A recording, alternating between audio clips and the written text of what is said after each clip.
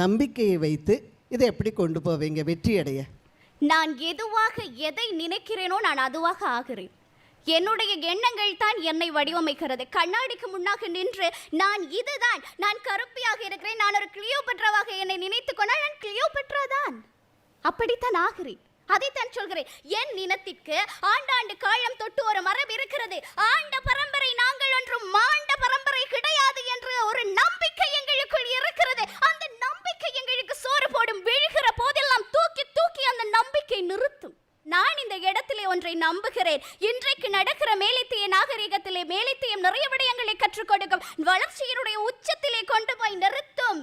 ஆனால் ஒரு நாள் ஒரு கேள்வி வரும், இந்த எல்லாமே தலைகீழாய் மாறும். இதை யார் சரிப்படுத்த போகிறார் என்ற கேள்வி வரும். எங்கிருந்தான் என்று தெரியாது, என்ன செய்தான் என்று தெரியாது. ஆனால் அந்த இடத்திலே ஒருவன் எழும்பி நிற்பான், அவன் நான் தமிழன்.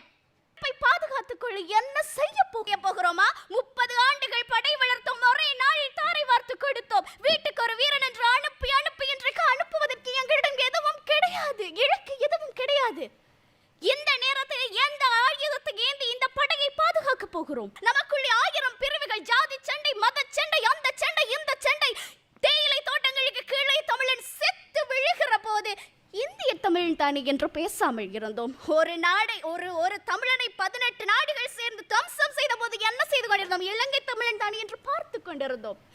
எப்படி போனால் நம் படைக்கு என்ன ஆகும்? எனக்கு ஒரு ஆசை இருக்கிறது, நான் ஒரு மரத்தமிழச்சி. எனக்கு ஒரு ஆசை இருக்கிறது, எதிர்காலத்திலே எனக்கு ஒரு குழந்தை பிறக்க வேண்டும். அவளுக்கு அவளுடைய தமிழின் அருமையை சொல்லி சொல்லி கதை கதையாய் சொல்லி சொல்லி வளர்க்க வேண்டும். அதற்கு முதலாவது என் இனம் இருக்க வேண்டும் ஐயா. என் இனம் இருப்பதற்காக எந்த ஆயுதத்தை எடுத்து நான் போராடுவேன்?